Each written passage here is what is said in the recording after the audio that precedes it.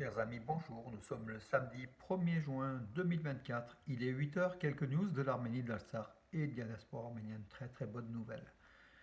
En Arménie, en technologie, le centre des supercalculateurs qui a été inauguré hier et qui portera le nom de Charles Aznavour, puisque selon Nicolas Aznavour, le fils de Charles Aznavour s'intéressait beaucoup aux technologies. Donc, quand il allait au Japon, par exemple, il achetait toujours des ordinateurs ou des objets de technologie de pointe de l'information.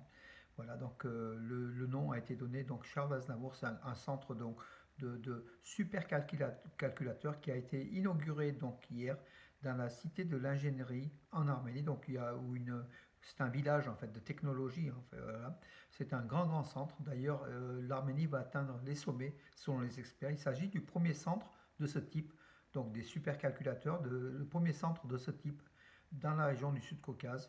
Et donc il y a eu donc un partenariat avec la Banque mondiale et l'Union européenne qui finance donc grandement ce centre qui a coûté plusieurs millions d'euros bien évidemment. Donc c'est un grand centre.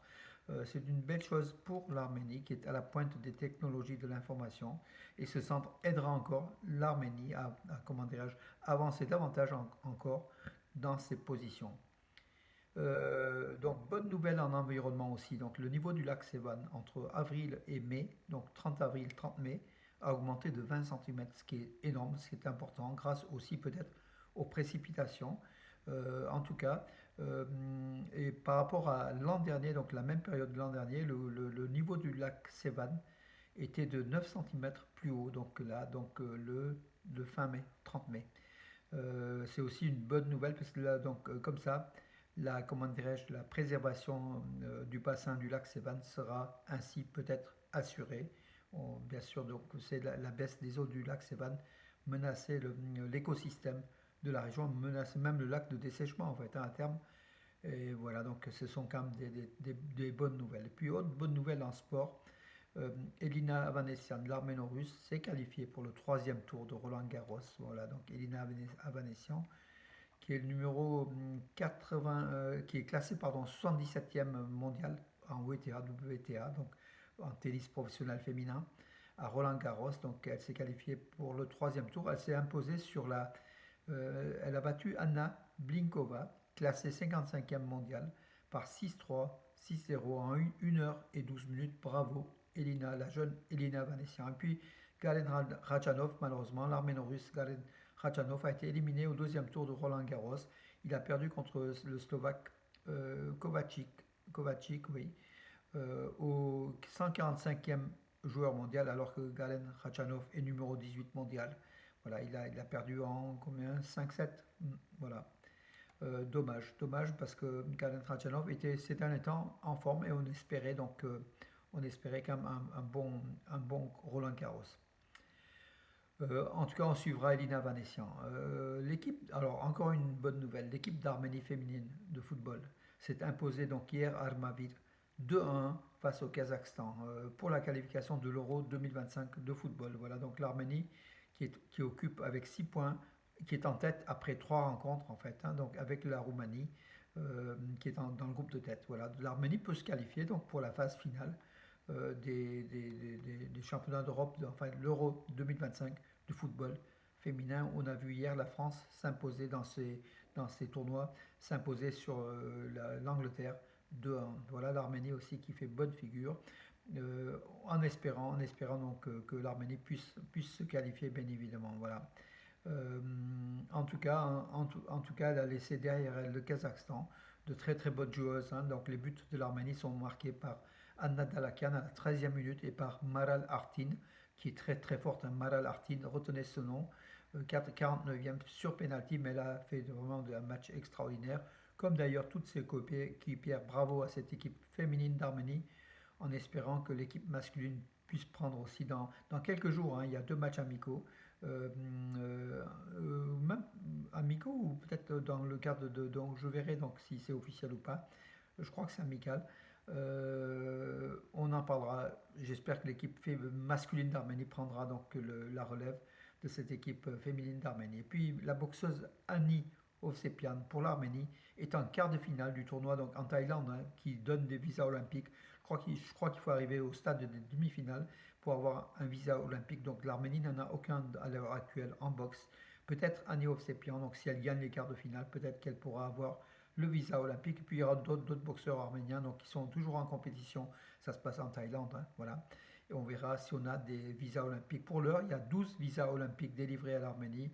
On verra s'il y en aura plus encore. Donc on espère, nous, le seuil de 15, voire 18. Donc on verra dans les jours qui viennent le nombre de qualifiés arméniens pour les JO de Paris, les 33e Jeux d'été à Paris. Et ça sera vraiment l'honneur de l'Arménie qui sera défendu. Alors, les observateurs de l'Union européenne en Arménie ont un nouveau bureau à Yerevan, un bureau central qui est logé à l'hôtel Marriott Armenia à Yerevan. Marcus Ritter, le responsable des forces d'observation de l'Union européenne en Arménie, a inauguré ce bureau qui va coordonner aussi les autres centres, hein, puisqu'en Arménie, il y a quand même plusieurs centres des observateurs de l'Union européenne répartis à Yereknatsor, Tchermouk, Martouni, Chevan, Goris et Kapan. Donc six lieux, six villes dans lesquelles donc, il y a la présence des observateurs, des bureaux des observateurs de l'Union européenne déployés en Arménie. Jusqu'à présent, il y a eu 2300 patrouilles en fait, de ces observateurs donc, à la frontière entre l'Arménie et l'Azerbaïdjan. C'est depuis la mission a débuté ses opérations à partir donc, du 20 février 2023. Et actuellement, il y a 132 membres, donc observateurs, issus de 23 États membres de l'Union européenne, plus le Canada. La mission civile a un mandat de 2 ans qui court jusqu'en février 2025, mais on pense qu'il va être prolongé donc, en 2025, en février 2025. En tout cas, le rôle de ces observateurs qui ne sont pas armés, qui n'ont que des jumelles d'observation et puis des notes, le rôle est plutôt positif puisque depuis leur déploiement à la frontière entre l'Arménie et l'Azerbaïdjan, il y a bien moins d'attaques de l'Azerbaïdjan, de la part de l'Azerbaïdjan sur l'Arménie, donc c'est un rôle plutôt positif.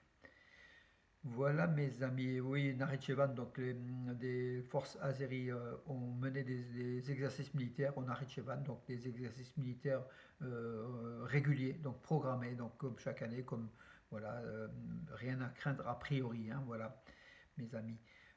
Et puis Bakou détruit le patrimoine arménien du Karabakh au bulldozer, indique Eurasianet,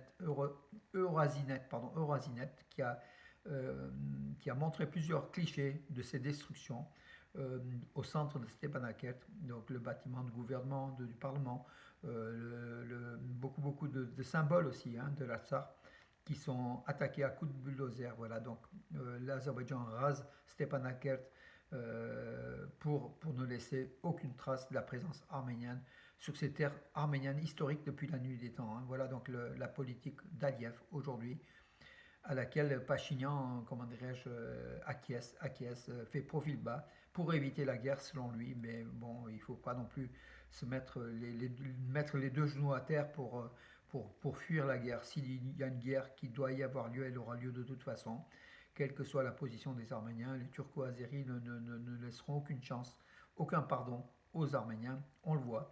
Le génocide de 1915 commençait même avant 1915, justement lors des révoltes de Sassoun et de Zeytoun à la fin du 19e siècle, se poursuivent encore aujourd'hui et c'est dans l'esprit des Pantouraniens d'éliminer la nation arménienne de ce Sud-Caucase pour essayer de faire l'ère pantouranien qui va de la Turquie jusqu'à Vladivostok en passant par l'Arménie qui sera écrasée, l'Azerbaïdjan, l'Asie centrale, la Russie et la Chine. La Chine et la Russie ou l'inverse. Voilà mes amis pour aujourd'hui. Puis une petite information aussi à Valence, ici donc Valence, dans la Drôme, la fête du jumelage c'est organisé par la ville de Valence et le comité en fait, de Valence Roman Tourisme en fait, hein, euh, présidé par notre ami Georges Rascan, l'adjoint au maire de Valence, qu'on salue, qui est aussi le coprésident avec moi du comité du 24 avril, Dromardèche. Bravo donc à ce. C'est une première en fait, hein, donc la fête du jumelage, samedi 15 juin au Parc Chouvet, donc entrée gratuite bien évidemment. Donc il y aura des associations du jumelage ici à Valence donc, qui vont un peu faire des panneaux et des stands explicatifs de leur action. nous, à Icheval, l'association Icheval, présidée par mon ami Rostov Iliozer, dont moi je co-préside, hein, voilà, dont je suis vice-président, pardon, euh, tiendra un stand aussi donc, pour expliquer donc, les liens entre Valence et la ville du Tabouche en Arménie, Ichevan, qu'on adore, voilà, et qu'on soutient à tous les niveaux. Voilà, il y aura un stand donc sur un stand Icheval, donc vous pouvez venir, donc ça sera le samedi 15 juin de 11h à 20h, de 11h à 20h, voilà, et puis en plus à 15h, pardon, à 15h, donc c'est le summum de ce, il faut venir. Déjà, si vous venez pas pour le stand d'Icheval, venez au moins pour la troupe donc, folklorique arménienne, la troupe de danse de jeunes, hein, enfin, de l'école de Bourg-les-Valences, en fait. C'est l'école de danse et de musique de Bourg-les-Valences, présidée par Lévon Chatikian. Donc ces jeunes vont danser des danses folkloriques arméniennes à partir de 15h. Il y aura de la musique arménienne qui sera diffusée donc, pendant ces danses et aussi dans la journée en fait. Hein, voilà. Venez, vous sentirez un petit peu la petite Arménie donc, dans ce stand d'Icheval à, à Valence, au parc Chouvet de Valence, samedi 15 juin. Notez-le, samedi 15 juin, de 11h à 20h, avec un summum qui sera le point d'orgue qui sera à 15h, avec cette troupe de danse qui va se produire voilà, pour présenter le folklore arménien, la culture arménienne, la musique arménienne, les jeunes talents arméniens, ces jeunes danseurs et danseuses. Et puis voilà, c'est ce qu'on aime, mes amis. Donc les liens entre Valence et l'Arménie, entre Valence et Djevan se poursuivent. Voilà, mes amis, pour aujourd'hui, c'est samedi. Je vous donne rendez-vous à demain et bonne journée.